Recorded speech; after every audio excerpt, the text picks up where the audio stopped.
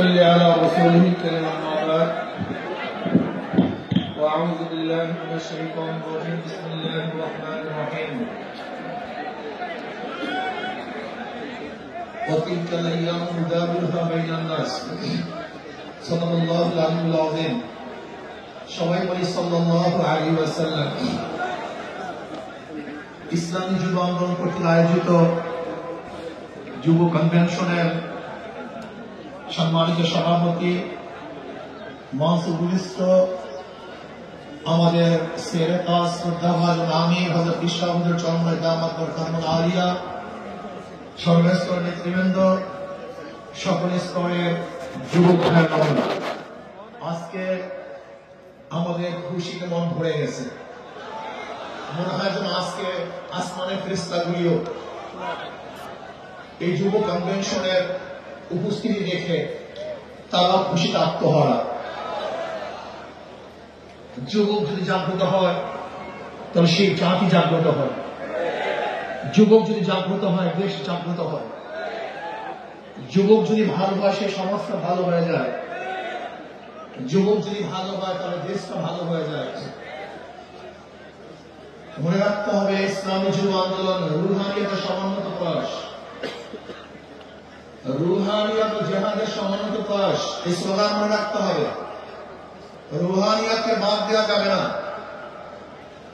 রুহানিয়তকে ধারণ করতে হবে। ইন্না সলাতি ওয়া নুসুকি ওয়া মাহইয়ায়া ওয়া মামাতি লিল্লাহি রাব্বিল আলামিন। আমার জান ইবাদত, আমার মাল ইবাদত, আমার আন্দোলন, আমার সংগ্রাম, সরার্দ উদ্যানে আসা, আমার সময় দেয়া, আমার জীবন দেয়া, আমার মাল দেয়া, আমার ত্যাগ করা সম্পূর্ণ কার উদ্দেশ্যে? জোরে বলেন, একমাত্র আল্লাহর উদ্দেশ্যে। ইসলামী যুব আন্দোলন সাহাবাদের অনুসরণ করে, সাহাবাদের অনুসরণ ইসলামী যুব আন্দোলন। সাহাবাদেরকে বলবেন না, তারাই আমাদের অনুপ্রেরণা। আমরা তাদের দেখানো পথে চলতে চাই, তাদের মহব্বত অন্তরে লালন করি, তাদের ভালোবাসতে জানি, তাদেরকে ভালোবাসতে জানি, তাদেরকে এত মহব্বত করে আমাদের জীবনের চেয়ে সাহাবায়ে কেরাম থেকে বেশি মহব্বত করি। শুধু কি তাই, যারা সাহাবাদেরকে ঘৃণা করে, সমালোচনা করে, ওদেরকে আমরা মহব্বত করতে পারি না, ওদেরকে আমরা ভালোবাসতে পারি না। আমরা জনাব মুহাম্মদ রাসূলুল্লাহ সাল্লাল্লাহু আলাইহি ওয়াসাল্লাম আদর্শ গ্রহণ করে তার দেখানো নীতির আদর্শ বাস্তবায়ন করতে চাই। আমরা এরদোগানের আদর্শ বাস্তবায়ন করতে চাই না, আমরা মুরসির আদর্শ বাস্তবায়ন করতে চাই না, আমরা মদিনার আদর্শ বাস্তবায়ন করতে চাই। আমি যুব আন্দোলনকে বলবো, খবরদার সুন্নাতকে বাদ দিয়ে কোন আন্দোলন সংগ্রাম আমরা করতে চাই না। আমরা সুন্নাতকে ধারণ করে আন্দোলন সংগ্রাম করতে চাই। আমরা সুন্নাতকে জবাই দিয়ে তাকিয়ার নামে, আমরা কৌশলের নামে সুন্নাতকে জবাই দিতে চাই না, বরং আমরা চাই সুন্নাতকে সমন্বিত করতে, সুন্নাত অনুযায়ী চলতে। আমি বিশ্বাস করি ওয়ালা তাহিনু ওয়ালা তাহজানু ওয়া আনতুমুল আ'লাউনা ইন কুনতুম মুমিনিন। যদি আমাদের ঈমান মজবুত হয়, যদি ঈমানকে শক্তিশালী করতে পারি, তাহলে এমন আওয়াজ দেব আল্লাহু আকবারের ধ্বনিতে, যেরকম রাজা গৌরব আমাদের তত্ত্ব তাউস ধ্বংস হয়ে গেছে, আমরা যদি আল্লাহু আকবারের ধ্বনি দিতে পারি, ঈমানের সাথে আল্লাহু আকবারের ধ্বনি উচ্চারণ করতে পারি, তাহলে বর্তমান ফ্যাসিস্টদের সমস্ত তত্ত্ব তাউস ভেঙে চুরমার হয়ে যাবে ইনশাআল্লাহ। এর জন্য আমাদেরকে বলবো, খবরদার করতে হবে। কেন? আপনারা জানেন ফ্যাসিস্ট সরকার, রাষ্ট্রের এমন কোন বিভাগ নেই যে বিভাগকে ধ্বংস করে নেই, সমস্ত বিভাগকে ধ্বংস করে ফেলেছে। কাজী ধ্বংসস্তূপের উপরে সুন্দর একটা নির্বাচন উপহার দেওয়া সম্ভব নয়। আগে সংস্কার হবে, তারপরে নির্বাচন হবে। রাষ্ট্র সংস্কারের মধ্যে আমি বিচার বিভাগের স্বাধীনতা চাই, বিচার বিভাগের পূর্ণ স্বাধীনতা চাই। আজকে আমরা কি দেখেছি, সরকার পরিবর্তন হওয়ার সাথে সাথে সমস্ত আসামি খালাস হয়ে গেছে, আবার সরকার পরিবর্তনের সাথে সাথে অনেক আসামি জেলে ঢুকে ঢুকে পড়ছেন। তার মানে বিচার বিভাগ কি সরকারি ইঙ্গিতে চলে? একটা ভালো রাষ্ট্রের, উন্নত রাষ্ট্রের সবচেয়ে বড় মানদণ্ড হল বিচার বিভাগের স্বাধীনতা। যে রাষ্ট্রের মধ্যে বিচার বিভাগের স্বাধীনতা নাই, ওই রাষ্ট্র ভালো কল্যাণমুখী একটা রাষ্ট্র হতে পারে না। এর জন্য বিচার বিভাগের স্বাধীনতা চাই, এমন স্বাধীনতা চাই বিচারকটা আইন অনুযায়ী বিচার করবে, কারো ইঙ্গিত বিচার করবে না, কারো দিকে দৃষ্টি করে বিচার করবে না, বরং আইনে যা আছে সেই অনুযায়ী সে রায় প্রদান করবে। এমন স্বাধীনতা বিচার বিভাগটা থাকতেই হবে।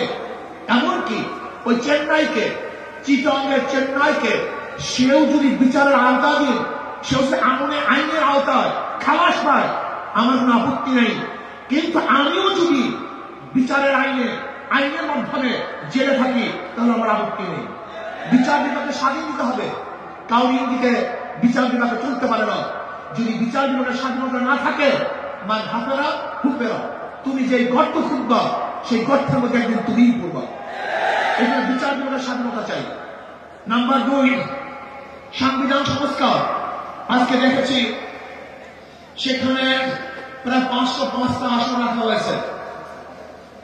আসন কম হোক বেশি হোক, কিন্তু সব জায়গায় নির্বাচনের ভিত্তিতে সংসদ সদস্য হতে হবে। মহিলাদের জন্য সংরক্ষিত আসন 100, এটা আমরা মানি না।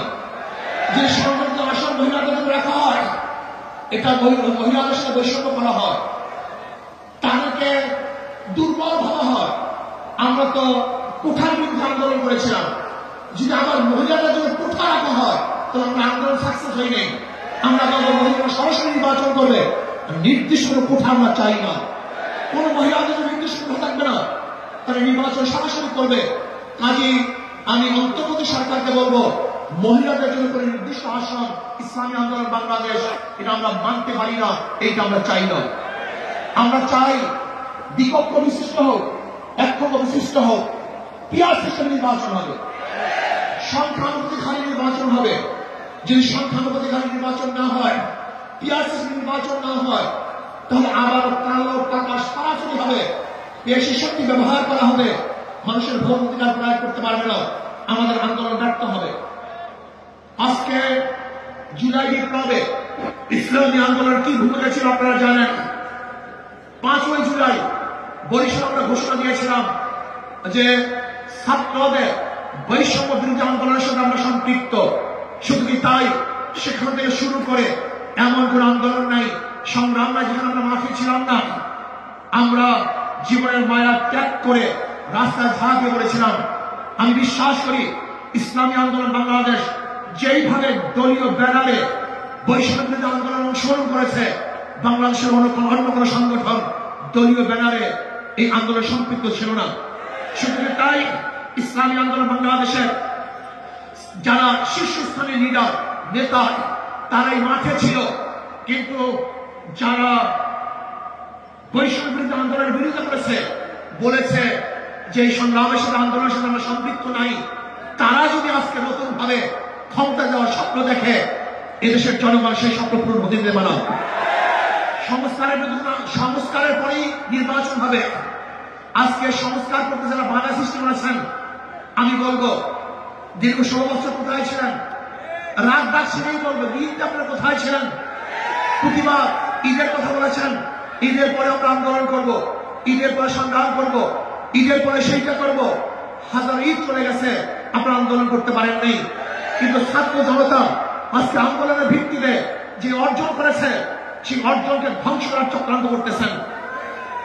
যে বৈষম্যের বিরুদ্ধে আন্দোলন করেছিলাম, চাঁদার বিরুদ্ধে আন্দোলন করেছিলাম, দুর্নীতির বিরুদ্ধে আন্দোলন করেছিলাম, ধর্ষণের বিরুদ্ধে আন্দোলন করেছিলাম, অবৈধ হত্যার বিরুদ্ধে আন্দোলন করেছিলাম, মানুষের স্বাধীনতার জন্য আন্দোলন করেছিলাম, মানুষের মুক্তির জন্য আন্দোলন করেছিলাম। কিন্তু আমরা কি দেখলাম?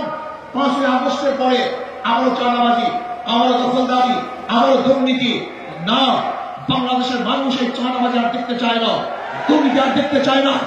যারা 53 বছর পর্যন্ত বাংলাদেশকে 5 বার দুর্নীতি চ্যাম্পিয়ন করেছে, ওই সমস্ত দলকে বাংলাদেশের জনগণ আর ক্ষমতা দেখতে চায় না।